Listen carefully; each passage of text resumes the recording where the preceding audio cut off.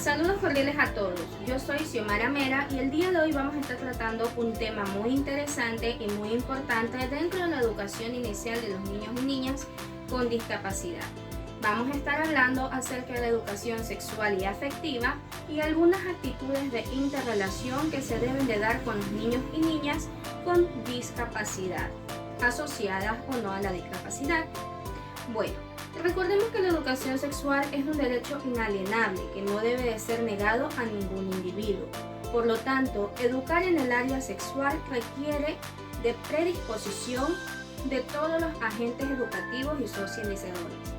¿Cuáles son los agentes educativos? Los agentes educativos están comprendidos como la primera institución educativa, los padres de familia, los docentes, la comunidad educativa y la propia sociedad, que también influye en el proceso de enseñanza-aprendizaje de los niños.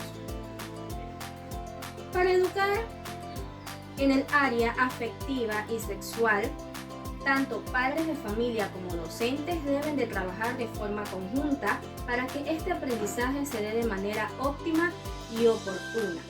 ¿Qué es lo que debemos de enseñar en el área afectiva y social? En primer lugar, que aprenda a reconocer la diferencia entre lo público y lo privado. Que aprenda a reconocer aquellas acciones que se realizan en público y aquellas acciones que se les realizan en privado. ¿Qué acciones nomás el niño puede realizar en público? Una de las acciones es socializar, jugar con los compañeros. Esa es una de las acciones que podemos realizarlas en público.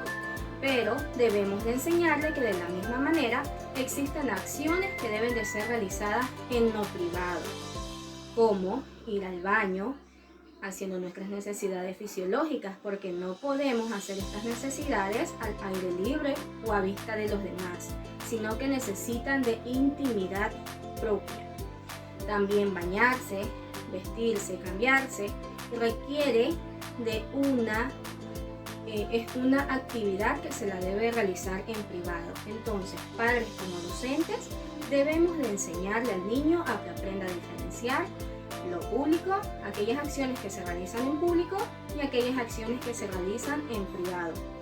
También debemos de enseñarle a tener o adquirir independencia en varias acciones, que él ya no las realice con la ayuda de un adulto, sino que poco a poco las pueda hacer por sí solos.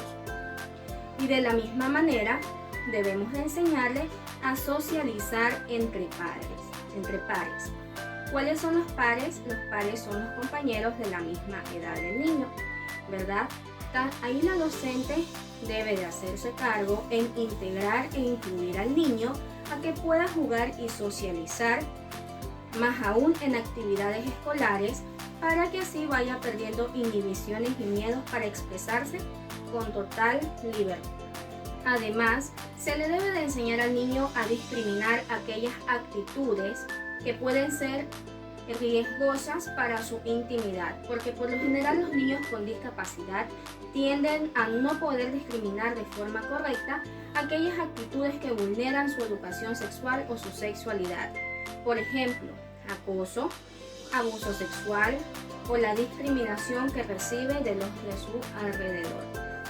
Bueno, para aquello las docentes deben de tener actitudes o deben de poner en práctica dentro del aula de clases actitudes que le permitan al niño interrelacionarse con los demás o con los de su entorno, y más aún con los propios padres de familia, porque siempre lo repito, debemos de trabajar de forma conjunta para que el aprendizaje sea mucho más óptimo y oportuno.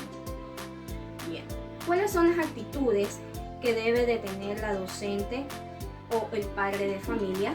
Debemos siempre tener una actitud positiva. Escuchar con atención, aprender a comprender al niño y a tener empatía.